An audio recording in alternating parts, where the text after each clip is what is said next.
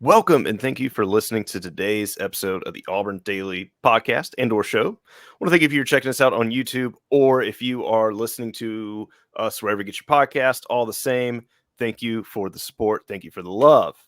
You probably saw by the title, today's going to be a little bit different. Not talking football. That's for our own mental health. We have there's been a lot of tough, sad topics surrounding the football team right now, and what was everybody saying in the low point on Saturday? Well, thank goodness football season's around the football season, but basketball season is around the corner, and just to celebrate and purge the system of negativity and fill it up with overwhelming optimism, this is going to be a basketball show today. There was media days for basketball. There was an open practice to the public Saturday, and we're going to talk about that. Joining us today, BrandieeeMac. You can find BrandieeeMac on Twitter at BrandieeeMac with 3 E's. Also, if you may have seen the infamous "What do you think of Mac and Memes" post? If you know what we're talking about, you know. If you don't, you don't. Be glad you don't. But we figured, hey, what better way to celebrate than get back behind the mic, get up on the camera, and get back to the roots. Memes and Mac are back, and we're going to be talking some ball. Brandie, welcome to the show.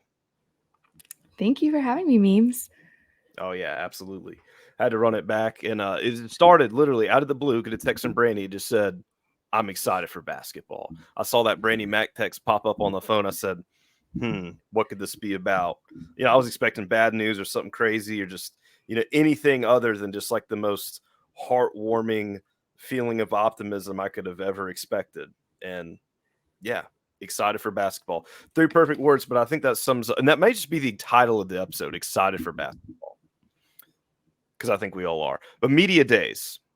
Last week, got a whole lot of notes from that. So let's just jump right into that before we get into this practice. Just keep it in chronological order. What'd you see from media days? What's got you hyped up right now? Yeah, a lot of things that Bruce said. I think a lot of us know that Bruce is pretty open and honest about his teams before going into the season, in the season, after the season.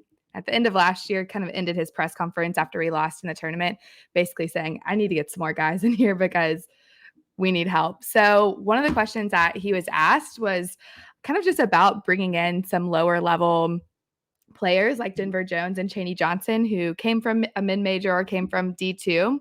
And I really like what Bruce said. He essentially said, I came from D2s and mid-majors and worked my way all the way up to Tennessee and now Auburn, and basically said this is the land of opportunity. And later in his press conference, he talks about one of essentially the best players on his team are the hardest workers. And one person that he pointed out was the hardest worker on the team in the locker room and the weight room is Denver Jones. So that's pretty exciting that one of our hardest workers is from a mid-major. So said a lot of really great things too. Essentially said that we have so much parity at every position and he has not kind of figured out his starting lineup yet. Something else about that was interesting to me is he said not one single player on the team has asked if they'll be starting yet. I feel like that kind of speaks to some of the team chemistry that we have going into the season. I know a lot of us have kept up with social media, what the basketball team is putting out there content-wise, and you can kind of feel that chemistry oozing out of those posts. Well, yeah, I mean, let's be real. Bruce knows that the players know. I don't know why. It's not that late, but I'm sure talking like it. The players know that no matter where they're at, they're going to get their minutes, whether it's starting or whether they're rotational guys off the bench. If they play hard, which I think we expect a lot of these guys to be playing hard, don't think there is even a remote sweat that wherever their place is in the rotation, that they're going to get a chance to show what they can do. So I already know the answer to this question. We already know what you're going to say. Who's a player that you're most hyped about this season? Who's your sleeper player? My sleeper player is Chaney Johnson. Yeah. I mean, just his size, his ability to kind of have that athleticism that we had in Alan Flanagan, who we know transferred to Ole Miss. We needed somebody to replace the athleticism piece, and I think Chaney's a great fit for that. Do I think he's going to start? Not sure. Could potentially be a great 6-man off the bench.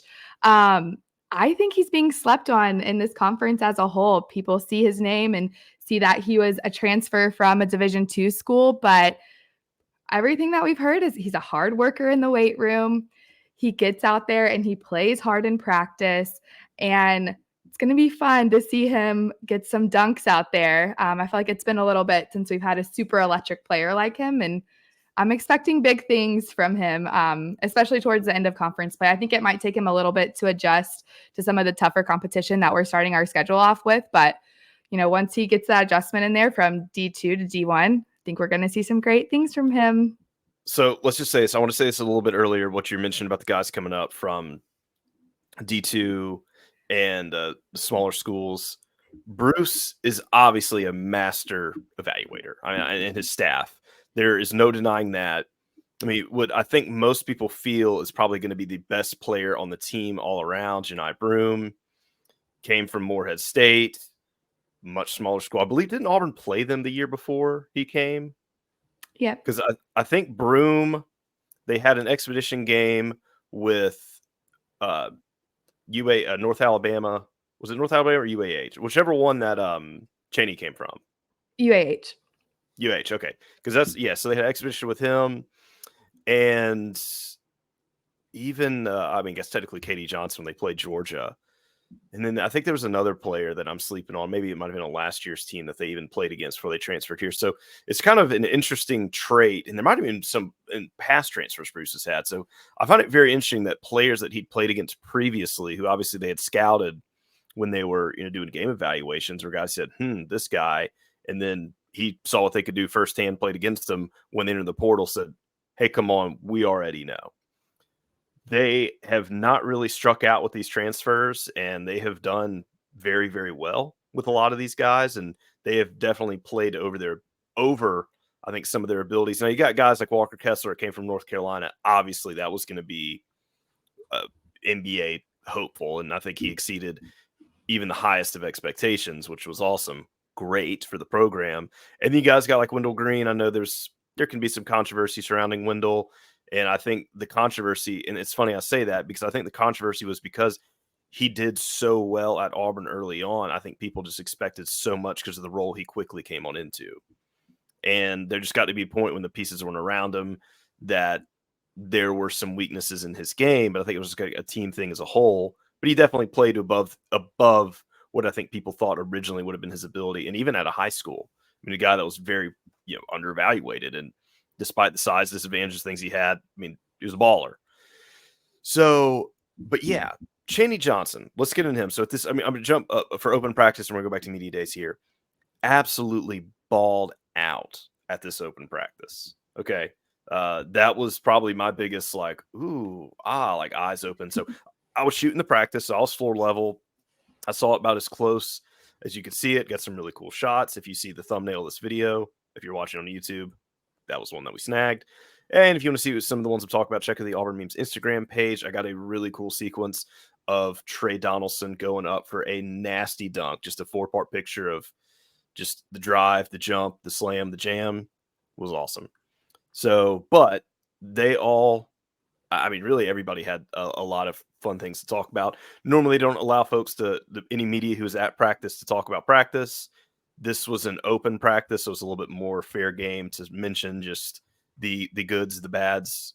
I'm not even going to say the uglies or the bads. There weren't really any bads that we saw. It was mostly just all goods and hype. But before we get into too much of the open practice, what were some other notes that you had from media days that were like, all right, we excited now? Yeah. I think depth. He talked multiple times about depth in here. He quote for quote said, I love our depth. One of the things he said, the bad thing is when the ball gets tossed, our 5 guys may not be much better than anybody else's 5 guys. But when I go to the bench, I'm not dropping off. I'm different, but I'm not dropping off. So that's exactly what he said. And that excites me because every Bruce Pearl team that's gone really far in the tournament has had a lot of depth. So I think that's something to look forward to. Kind of speaks to what Bruce did in the transfer portal this offseason. He even talked about utilizing the portal more than utilizing high school kids, and he thinks that's going to be more common for him and his staff going forward too. Something else that I think is really exciting, which we all already know what the schedule looks like coming up, but we have a lot of really, really great out-of-conference opponents. We start the season off with Baylor in South Dakota, and we play USC with Bronny James on there. Also play Notre Dame, play Indiana in Atlanta. So we have a pretty decent out-of-conference schedule this year, which I feel like last year our out-of-conference schedule was a little wasn't as exciting. And Bruce did talk a little bit about that and essentially said, I scheduled this because I believe in our guys. I want Auburn basketball to stay relevant. Essentially, he wants to send a message to his team and to the fans that he believes in his team. He believes in us. He doesn't care who we're playing. And he also said he doesn't schedule hard. Then if he doesn't schedule hard, he is obviously concerned we're not good enough. So the fact that he did schedule some tougher opponents this year compared to last year makes me feel like he definitely thinks his team is good enough and has improved a lot from last year. And the Baylor game, I think, is going to be the kicker there to see. I mean, that's going to be their first big opponent, and I think that's really going to show what they're made of.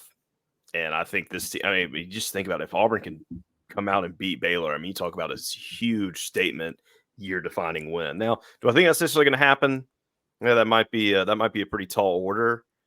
I'm not going to bug and go out on a limb and say it's definitely happening, but oh man, if it does. I think this is I mean, I hate to use the phrase, this is the year, but I got a lot of hype for this team. And I feel like the fact that where were they picked in the SEC? Like 6th, I believe, to finish. I think you're right. I think 5th or 6th around there. Yeah, 6th. I think Bama was picked 5th. Well, yeah, because remember 6th. Nate Oates had to cry a river that he kept getting picked 5th. I think you infamously tweeted a little something about that.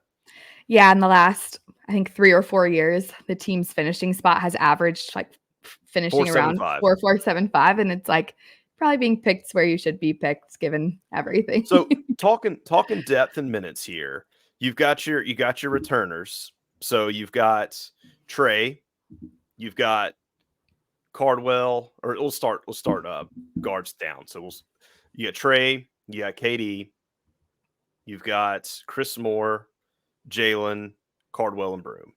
I'm talking returning scholarship guys. And we can sprinkle Lior in there as well. And then your new folks you brought in here would have been Denver. You brought, of course, your guy Chaney, you got Che Baker Mazzara, and then you got Aiden, and then Adrian Scott. I think it's a Darren, maybe. Do what? Isn't it a Darren, or is that Adrian Scott? Oh my gosh, I'm dyslexic moment. Adarian Scott, yeah, my fault. It's okay. For those out there listening, watching, there's some legitimate dyslexia there. So I'll read a name and just be like, huh? And then anyway, yes, thank you for the correction. What would I do without you? That's why you're here. So those are your new guys. And I mean, I legitimately think you're going to be seeing 10 to 11 guys on this team getting significant minutes.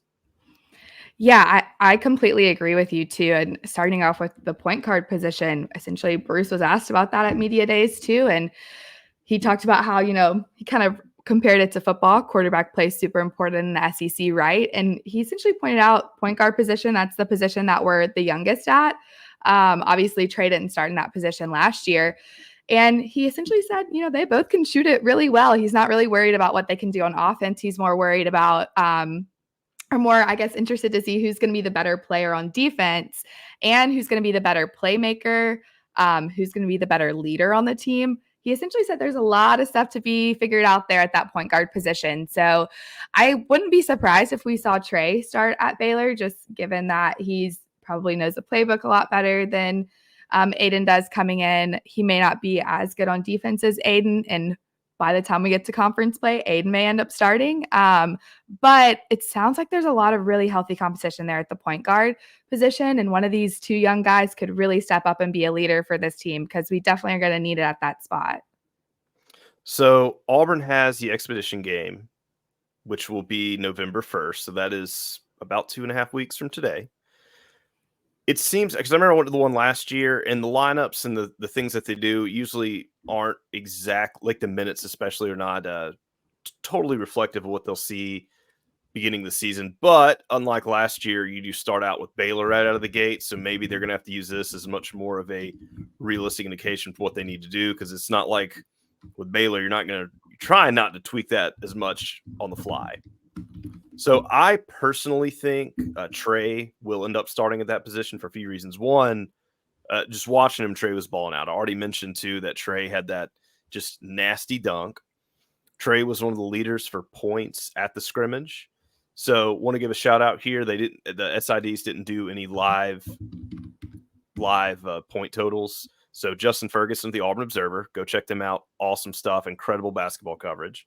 I'm assuming that he has some point totals and stats from that game. So I'm assuming he just took those manually. If so, and I don't want to, break Justin's paywall here. I want to go say check out the Observer if you want to see all this. But I will just say Trey was one of the leading scorers of that, and everybody who was shooting did pretty well from three as well. That would be another thing to get pretty excited about, Trey included. And he is all over the place as far as defensively. He's just a bigger body. He's got experience in the system.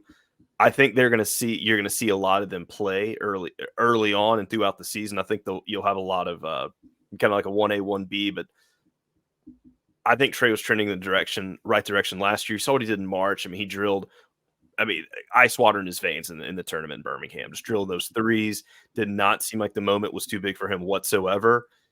Heard good things about it. He played and practiced just the way he looked out there. It looked good. And I've heard other people say that who've seen a lot more practice and a lot more stuff than I have. I think we're in good hands with the depth with Trey and Aiden getting it. Aiden, now his 3-point shot looking sharp, looking sweet. Yeah. So what about Janai's 3-point shooting? I've heard some good things from Coach Pearl there. Was there anything you saw from him from behind the arc in the open practice? He took a few shots, had a few misses there, but he had a lot of volume from deep as well. So that was, I believe, correct me if I'm wrong here, but I think that was one of the evaluation reports that he was trying to work on with all the league stuff. Obviously, the free throws, kind of a pain point there. But that's just one of the things that they want to see at the next level. So I wouldn't be surprised if that's something that Broome is working on and then tries to take, especially early, because I would guess very similar to some cases with Walker and Dylan when they get to take that shot. The other coach are saying, just let him take it. Just try to play the rebound. And the beauty is if you can get that pretty unopposed early and those buckets start landing, that's easy free point. So that's some free throws, just a little bit more distance, a little bit more meat on it. Janai, he played as well as you're going to expect him to play. I don't think anybody's got to worry about him. I think it's safe to say, correct me if I'm a hot take on this, Janai's probably got one of the highest floors on the team. Yeah, I don't think that's a hot take. Okay. And another person I want to ask, and I'm a truther here, led in scoring, might I add, for the scrimmage, Chris Moore. I knew you were about to talk about him. I'm a Chris Moore truther. Okay, you are. And I heard great things about him. So my biggest thing with him was it seems like he was a liability on the offensive side of the ball. If everything that came out of that open practice pans out to happen in the season, I will fully support your Chris Moore narrative memes. Yeah, he was statistically all over the place, led in points, had a very good, it wasn't just a high volume, it was a very high percentage lead. Like I said, I'm not going to give away Justin's numbers here. I'm not going to rob his paywall, but if his numbers are accurate as to what happened, great percentage there. And I've been up on Chris Moore because, like I said, a lot of people were down on him. He was a very much an efficient guy. I've said this on the mic numerous times, efficient play. He had a major drop-off after that shoulder injury against the Ole Miss game last year, and he just never really – I very confidently say he was never 100% from that because I even remember watching him in March playing in Birmingham, and he just grabbed that shoulder at one point in that game and just let out an audible yell like he was in an immense amount of pain. So I think that's a pretty good sign to say that shoulder was probably bothering him throughout the season, even though he played through a lot of that. I think it's also safe to say that he's probably healthy from that now, had time to recover, get some things right. I also think Chris Moore is going to give a very high floor at that three position. And, he's going to light it up and pull some of those like Flan moments, no, but I think when he's out there, high percentage shots, go get it guy on defense. You know me, I'm on that Chris Moore. I'm on that Chaney train. I think Chaney's going to sneak up. I think a lot of people saw all his dudes from a really small school. That's just a depth piece. Like, no, I think he's going to be a big contributor. Already said my deal about Trey. Already said my deal about Chris. We already know what's happening with Broome. I think Dylan Cardwell's just going to be just doing Dylan Cardwell stuff, just doing exactly what he's been doing and just bringing that energy and bringing good relief. Jalen, same kind of deal with Jalen. I think you get a lot of this. Now, Denver's the one we'll get to in a second because I think a lot of people want to talk about him. But I think the key thing for this team and where it could really derail quickly is these guys just got to stay healthy. And the other funny, this can sound kind of funny because a lot of these guys play so physical and just the way they play basketball, they got to stay out of foul trouble because they love getting those whistles blown on them. And they love just sometimes you're jawing out there a little bit. You know how Bruce can be like, is there a narrative that the refs are against him and this and that? Wink, wink, obviously not, but it does seem oddly coincidental just how quickly some of those really chippy fouls can get called on Auburn players where somebody on the other team can sock a guy in the jaw and then just the whistle swallowed all of a sudden. I don't know, but it just seems to be that way. Hey, the refs always hate Auburn in every sport. Yeah. No, yeah, we know how we feel about the refs. Now, I hit it a little bit. Tell me about your guy, Denver Jones. Yeah, I mean, Bruce had a lot to say about him and Jalen Williams at SEC Media Days. Just wanted to say one thing on Jalen Williams. The first game that we win this season, Jalen Williams is going to become the most winningest Auburn basketball player in our history. Nice Yeah, he talks about stat. that a little bit. Yeah, I mean, he's a fifth-year senior, or I think he's a grad student, but thought that was really exciting. And Bruce had a lot of really great things to say about him. So that's going to be really cool when that happens.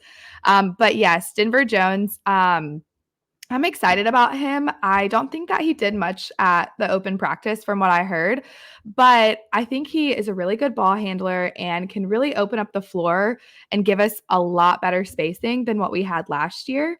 I do think Denver is going to start. He had been I'd gotten some word that he had been kind of under the weather most of the week prior.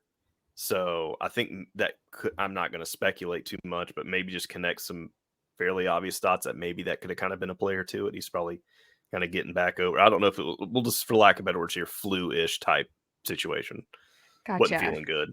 All right. That makes a lot more sense because at Media Days, Bruce essentially said, whoever my top 3 or 4 guys that are in the gym every morning and late at night, he said Denver Jones is one of them. And then he also said that he's excited for him in his first game against Baylor. Kind of think that's a little hint that he's going to end up starting there. And then he said he's excited for him in the exhibition game coming up too, because in a couple of weeks, he said the fans are all going to see that Denver can shoot it, score it, and defend it. So I'm really excited about Denver's potential ceiling going into the season. It sounds like Bruce is pretty high on him from kind of a work ethic standpoint, but also just talent level standpoint and what he can do. Sounds like he's really versatile on both sides of the ball. So I'm pretty excited about Denver. Yeah, the most hype around him coming in as far as like a recruiting standpoint. A lot of other schools wanted him. There was a school on the other side of the state that wanted him till they didn't get him, and then all of a sudden they didn't wanted him, and the guy who they wanted instead ended up getting kicked off the team for some, we'll just say some criminal charges got brought up on the strip one night. So don't want to go any further into that, but that is what happened to their alternate to Denver Jones. Bruce did say that Denver is extremely humble too, especially the guy, and I think he said this about Chaney as well, the guys that are coming from mid-majors and D2 schools. He said they've been in a lot of buses and had McDonald's as pregame meals, and now they're finally getting in a position because they worked hard to be at a place like Auburn where they're having a lot nicer pregame meals and maybe also getting to travel via a plane to SEC Media Days or a plane to wherever we're playing our out-of-conference opponents, and essentially just said these guys are extremely humble that are coming from these mid-major and D2 schools. So I think we'll see that from both Denver and Chaney out there on the floor, which I feel like we kind of need. I feel like there was a little bit of arrogance that out there last year. And I'm excited to see a more humble team. We aren't ranked in the preseason AP poll that came out in the top 25. I don't think we are. So I feel like that's when Auburn does its best, when we're humble and, we have something to prove out there and we have guys on our team who want to prove it and feel like they earn their chance to prove it. Well, I will say, and I'm not going to say any names, but I got some word that there are some other players who are doing some of the show up early, get the work done, and I'll let it kind of be a surprise to everybody. But I think this team as a whole, they got that work ethic. So I'm looking at the AP poll right now. Auburn did receive some votes. Looks like 27 marks for Auburn there. Did not make it in the 25, but looks like they're pretty fringe close. If you look at it from last year, if you just kind of go by what the tournament will tell you, Auburn makes it to the round of 32. I think it would be safe to say Auburn was probably a top, we'll just say 32 team. I don't think that's a hot take to say. Even last year, and it's incredible to think that, I think history will tell us that was somewhat of a down year for Auburn, and they're still top there. It's incredible. I mean, 10 years ago to say that Auburn's just in the tournament, I mean, they've been rolling tumors just for that. So now I don't think it will take long for Auburn to crack the top 25 for the year. How Alabama's ranked 24. Crazy. Baylor is ranked 20. number 20. Yep. That'll be a key matchup. I'm going over the SEC schools. Kentucky 16, A&M 15, Arkansas 14. Tennessee is number 9. And then that is the highest ranked SEC school. And then Kansas sits at number 1. I'm personally not buying into the Tennessee hype. I think that might be a little overinflated. Maybe I will come back in a few months and look like Nostradamus. Maybe I will look like a complete jester. We will see. But I'm feeling pretty good. I think Auburn regular season is going to finish. Am I going to say top 4 in the SEC? Ooh, I'm going to say top 5 in the SEC. Okay. Yeah, I think if they're 6, I think they're going to finish higher than that. I think the keys to that are going to be just them staying healthy, developing that chemistry. And it seems, just from watching it, it seems like this team has got a lot of chemistry. Seems like they're vibing very, very well. And I think that's going to take them really, really far. So that's going to wrap us up for this episode. I want to thank BrandieeeMac jumping on, helping us talk a little bit of basketball, helping purge our mind, body, and soul. And we know we're just a few weeks away from some big, exciting things. Hope you join us again to talk some more ball, Brandie. We are going to conclude the episode. I want to thank everybody for listening.